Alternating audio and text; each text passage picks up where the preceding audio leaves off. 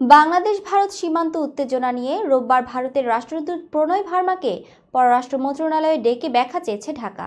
ঠিক পরদিনই দিল্লিতে ভারতের ভারপ্রাপ্ত হাইকমিশনার নুরুল ইসলামকে ডাকল ভারত। সোমবার ভারতীয় গণমাধ্যম এএনআইকে এক প্রতিবেদনে এ তথ্য জানায়। এর আগে চাঁপাইনবাবগঞ্জ ও নওগাঁ জেলার সীমান্তে বিএসএফ এর কাঁটাতারে বেড়া তৈরি করা নিয়ে বাংলাদেশ ও ভারতের মধ্যে উত্তেজনাকর পরিস্থিতি সৃষ্টি হয়। এর প্রেক্ষিতে ভারতের রাষ্ট্রদূত প্রণয় ভার্মাকে পররাষ্ট্র মন্ত্রণালয়ে ডেকে পাঠানো হয়। রোববার বিকেলে পররাষ্ট্র সচিব মোহাম্মদ জসিমউদ্দিনের সঙ্গে বৈঠকের পরে ভারতীয় রাষ্ট্রদূত সাংবাদিকদের বলেন, অপরাধশূন্য সীমান্ত তৈরি করতে আমরা প্রতিশ্রুতিবদ্ধ, যাতে চোরাচালান, মানব পাচার ও অপরাধীদের চলাচল রোধ করা সম্ভব হয়। তিনি জানান, নিরাপত্তার জন্য বর্ডার ফেন্সিংয়ের ক্ষেত্রে আমাদের মধ্যে রয়েছে একটি সমঝোতা। দুদেশের সীমান্তরক্ষী বাহিনীর জন্য যোগাযোগ রক্ষা করতে চলেছে। আমরা আশা করি যে সমঝোতা হয়েছে সেটি বাস্তবায়ন হবে। অপরাধ প্রতিরোধের জন্য দুপক্ষের মধ্যে সহযোগিতামূলক দৃষ্টিভঙ্গি থাকবে বলে আমরা আশা করছি।